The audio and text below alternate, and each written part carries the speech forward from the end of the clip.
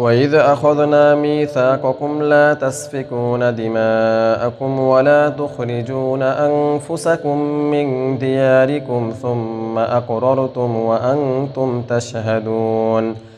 ثم أنتم هؤلاء تقتلون أنفسكم وتخرجون فريقا منكم من ديارهم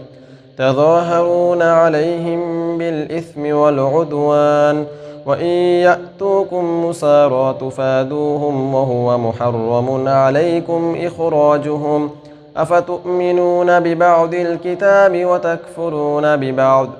فما جزاء من يفعل ذلك منكم إلا خزي في الحياة الدنيا ويوم القيامة يردون إلى أشد العذاب وما الله بغافل عما تعملون